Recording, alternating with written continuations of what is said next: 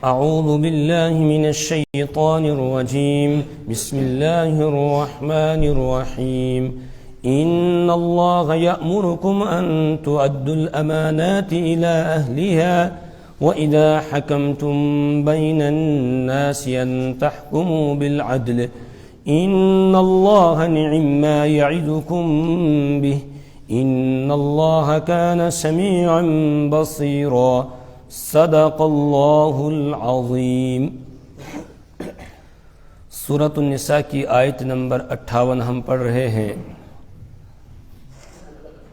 کل والے درس میں ہم یہ پڑھ کر آئے کہ اس آیت کریمہ میں پروردگار نے ایمان والوں کو حکم دیا ان تؤدوا الامانات الی اہلہا، کہ امانت والوں کے حوالے کر دو، یعنی امانت کا حق ادا کرو، امانت میں خیانت نہ کرو، اور امانت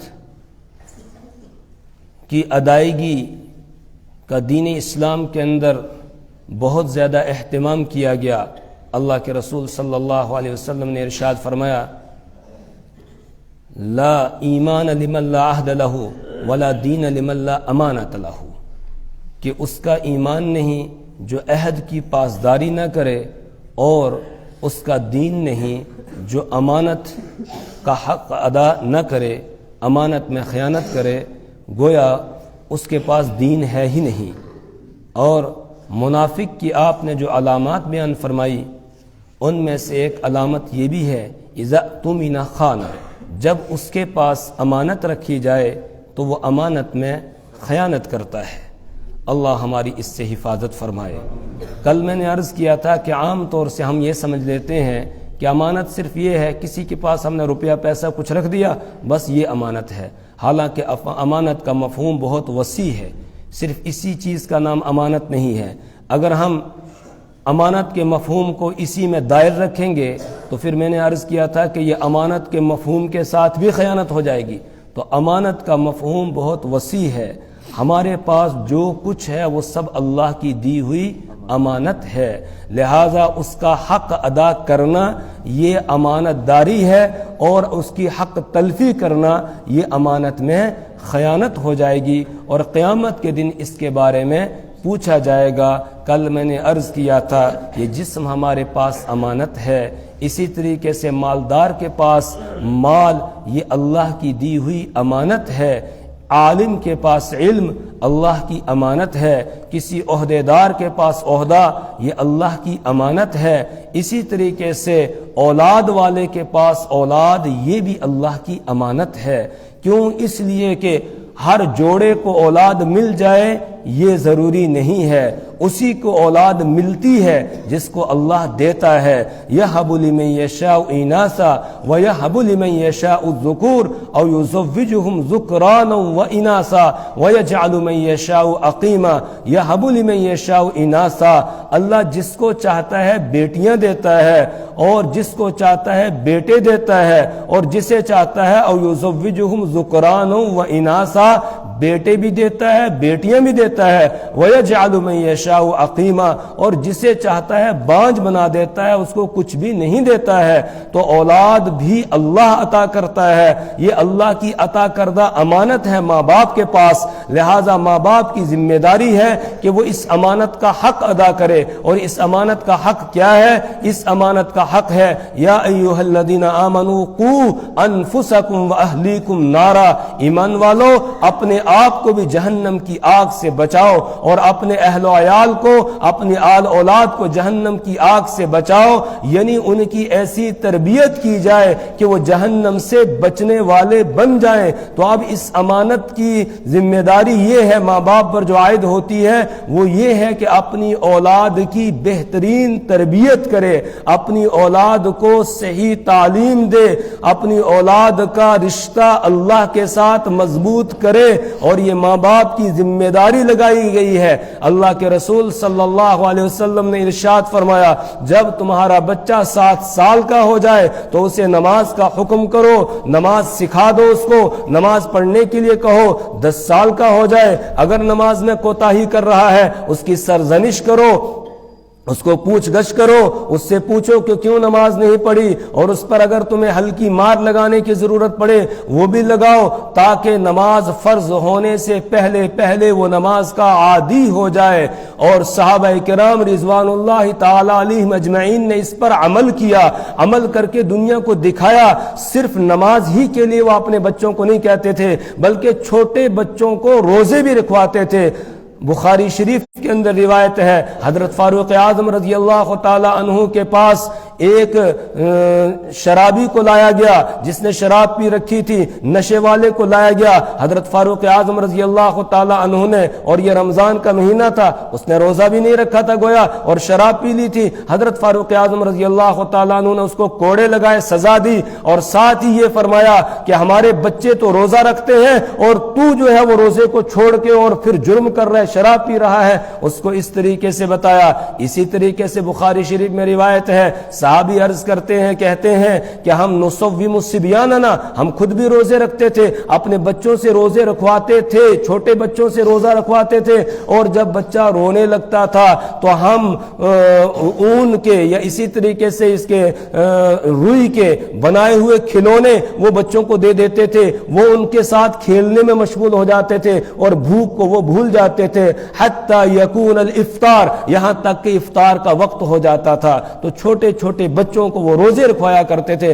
آج ہم اپنے جوان بیٹے کو بھی اٹھاتے نہیں ہیں، باپ جو ہے وہ جوان بیٹا گھر میں سو رہا ہے، باپ اٹھا اور اٹھ کر مسجد میں آ گیا، بیٹے کو نہیں اٹھاتا ہے، جی اس کو اسکول جانا ہے، اس کی نیند خراب ہو جائے گی، اس کو اسکول جانا ہے، اس کی نیند خراب ہو جائے گی، کل یہی بیٹا یہاں سے پکڑے گا ہمیں، گریبان سے یہاں سے پکڑے گا، بلکہ آخرت کی بات تو دور کی، دنیا میں ہی باز پکڑنے لگ جاتے ہیں۔ کیوں؟ اس لیے کہ ہم نے اس کی تربیت نہیں کی۔ اللہ کے رسول صلی اللہ علیہ وسلم نے فرمایا، کلکم راع وکلکم مسئول عن رعیتہ، تم میں سے ہر ایک ذمہ دار ہے اور اس سے ذمہ داری کے بارے میں پوچھا جائے گا، اس نے اپنی ذمہ داری ادا کی یا نہیں کی ہے۔ تو یہ اولاد ماں باپ کے پاس امانت ہے۔ یہ بات حضرت ام سلیم رضی اللہ تعالی عنہا نے بڑے پیارے انداز میں امت مسلمہ کو سمجھائی۔ حضرت ام سلیم رضی اللہ تعالی عنہا، ان کے شوہر کا انتقال ہو گیا، یہ حضرت انس بن مالک رضی اللہ تعالی عنہ کی والدہ ہیں۔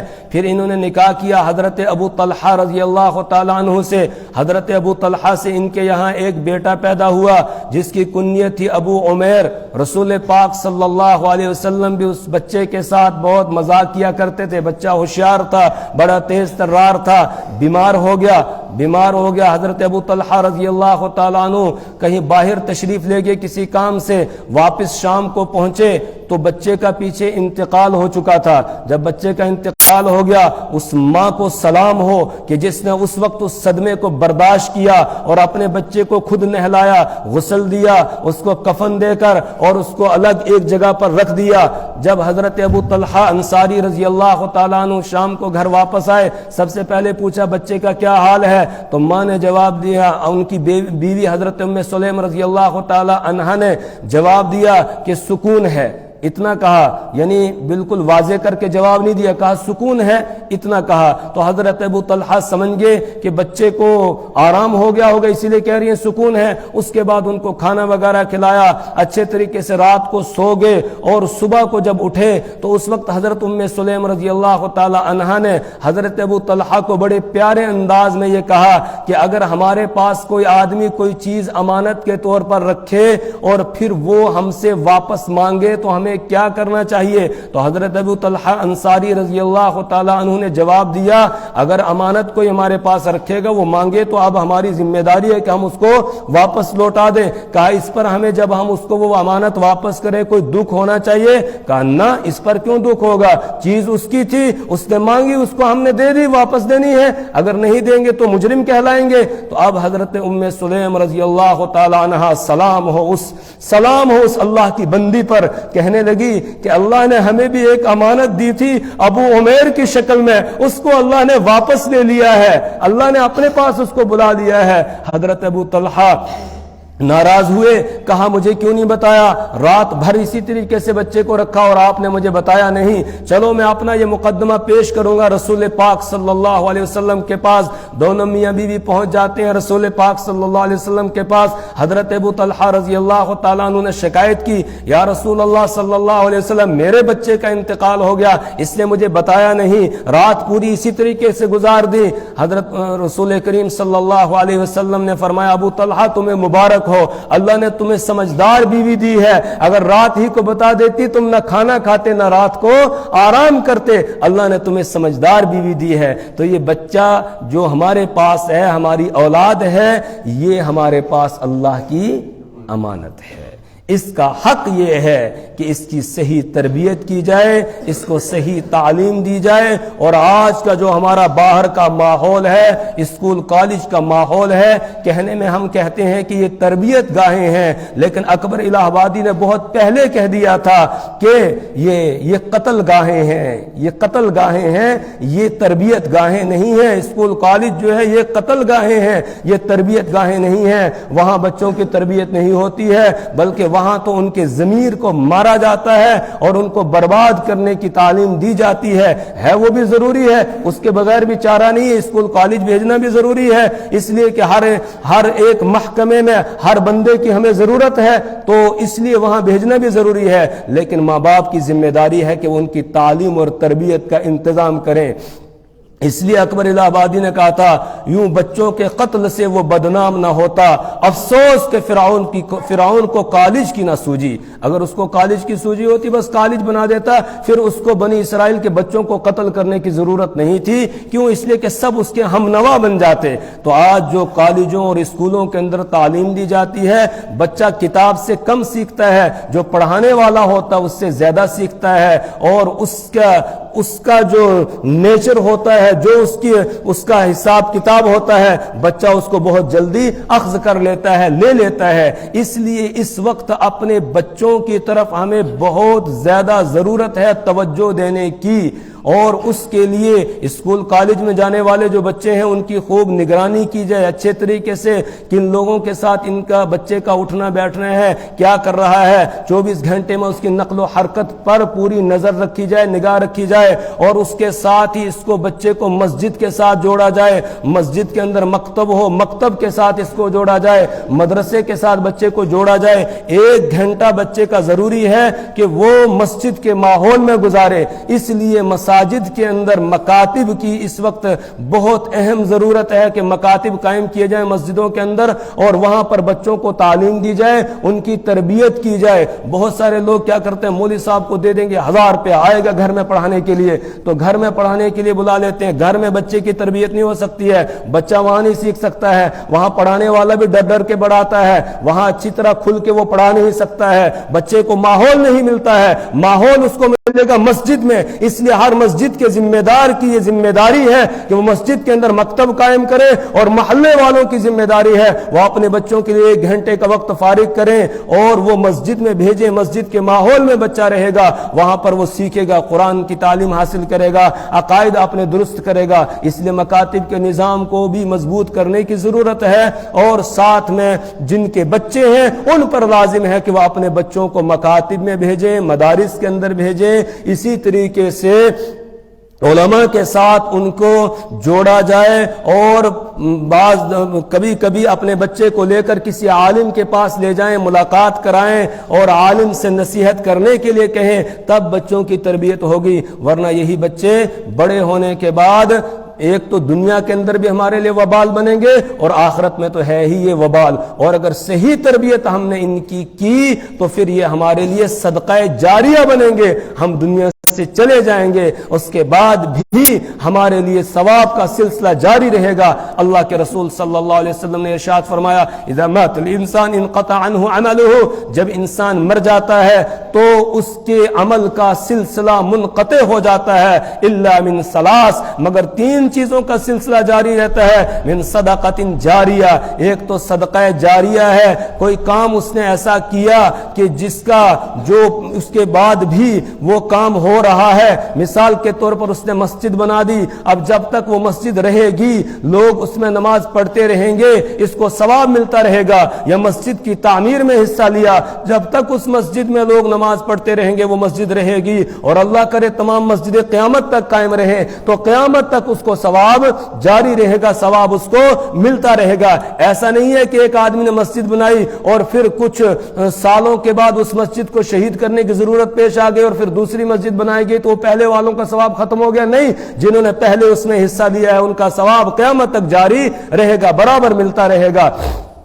تو یہ صدقہ جاریہ ہے۔ او علم ينتفع به، یا اس نے کوئی ایسا علمی کام کیا کہ جس کا نفع بعد میں اٹھایا جاتا ہے، مثال کے طور پر اس نے کچھ سیکھا، آگے کسی کو سکھا دیا، جس کو اس نے سکھایا اس نے آگے کسی اور کو سکھایا، اس نے آگے کسی اور کو سکھایا، جب تک یہ سکھانے کا سلسلہ جاری رہے گا برابر اس کو ثواب ملتا رہے گا۔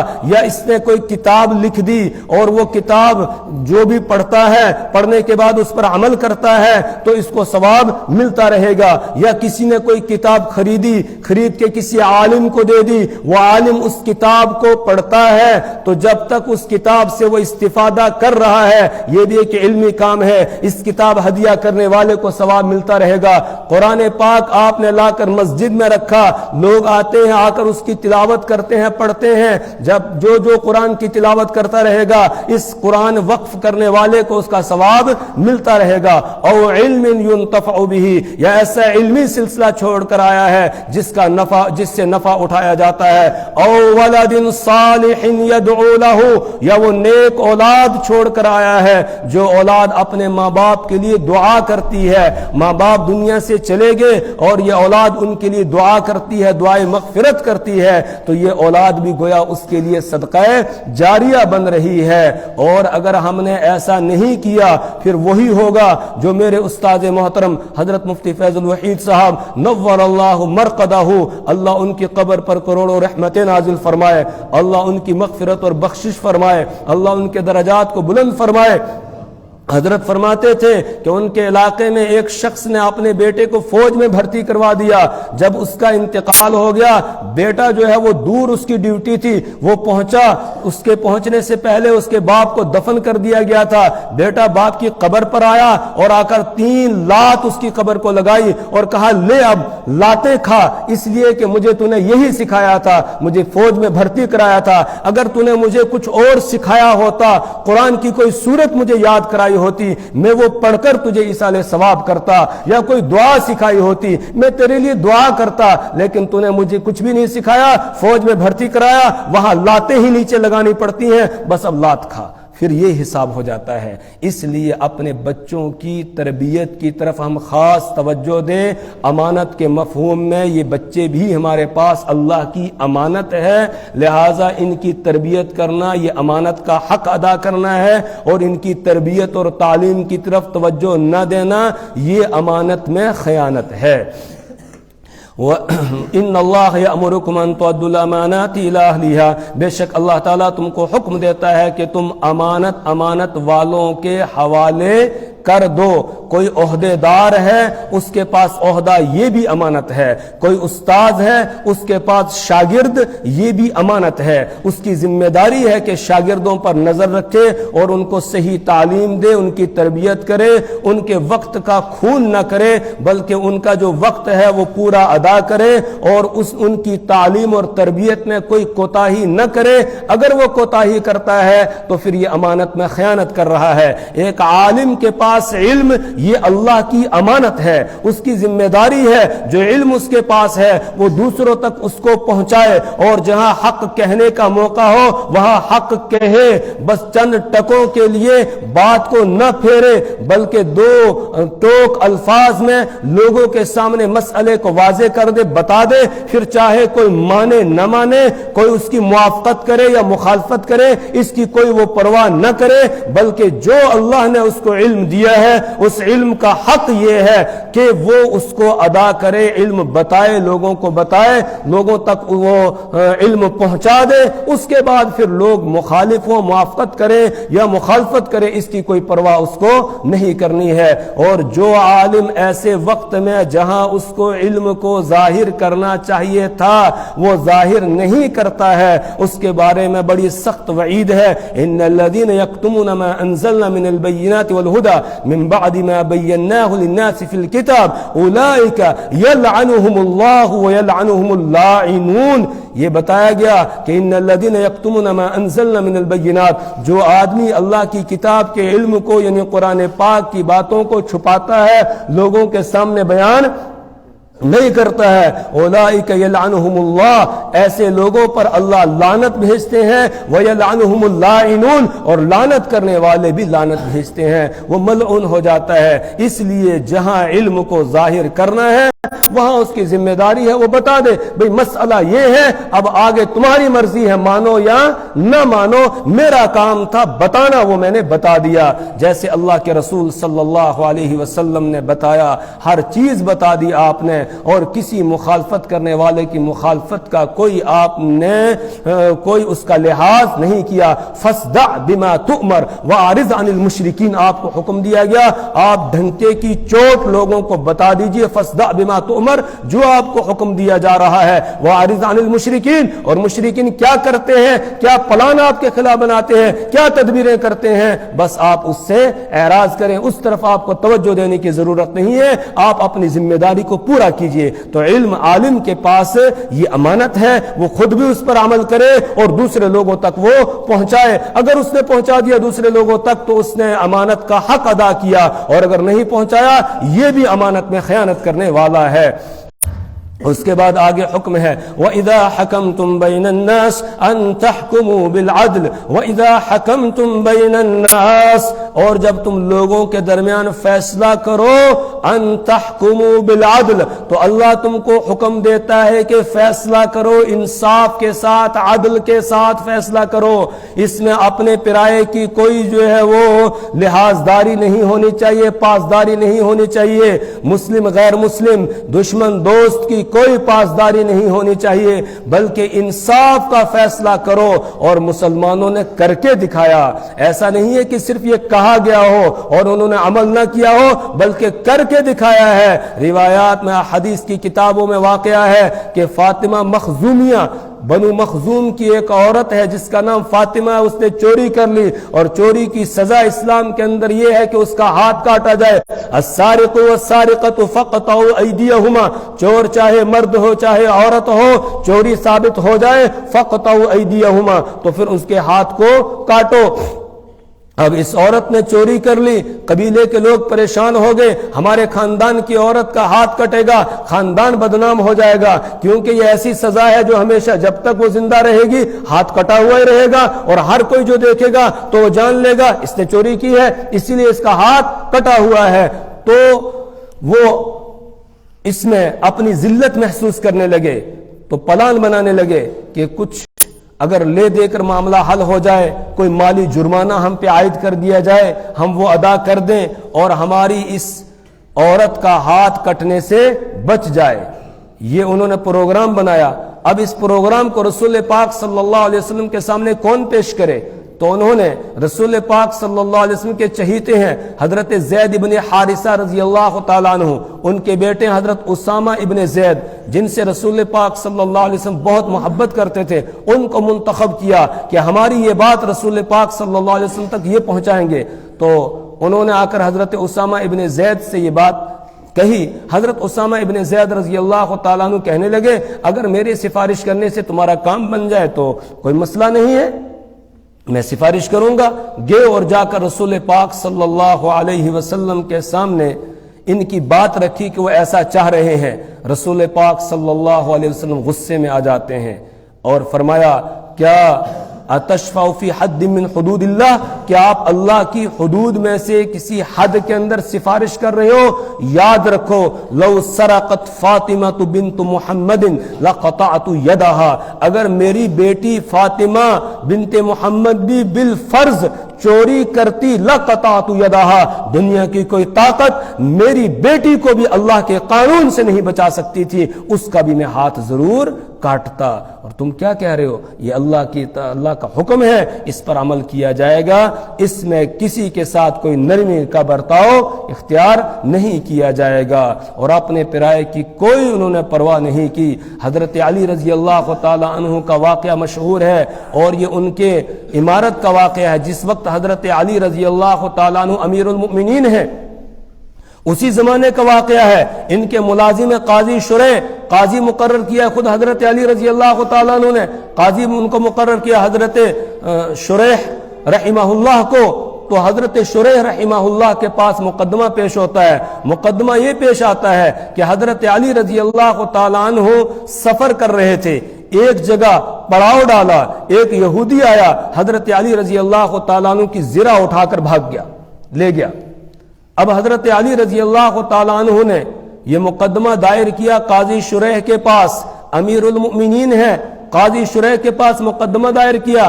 قاضی شریح نے دونوں فریق کو بلایا، یہودی کو بھی بلایا اور حضرت علی رضی اللہ تعالیٰ عنہ کو بھی بلایا۔ اور ایسا نہیں ہے کہ امیر المؤمنین ہونے کی وجہ سے قاضی نے سیٹ چھوڑ دی ہو اور ان کے پاس بٹھایا ہو، نہیں، بلکہ سامنے جیسے مجرم کھڑے ہوتے ہیں ایسے ہی حضرت علی رضی اللہ تعالیٰ عنہ ایک طرف کھڑے ہیں اور وہ یہودی دوسری طرف کھڑا ہے۔ اب حضرت علی رضی اللہ تعالیٰ عنہ اپنا مقدمہ پیش کر رہے ہیں۔ اس وقت یہ وکیلوں شکیلوں والی یا مسئلہ نہیں تھا، بلکہ خود آدمی اپنی بات پہنچا سکتا تھا، اور یہی صحیح طریقہ بھی ہے۔ تو حضرت علی رضی اللہ تعالیٰ عنہ نے دعویٰ کیا کہ اس یہودی نے میری زرہ لے لی ہے اور غصب کر لی ہے۔ وہ یہودی کہتا ہے کہ یہ زرہ میری ہے، میں نے ان کی زرہ نہیں لی ہے۔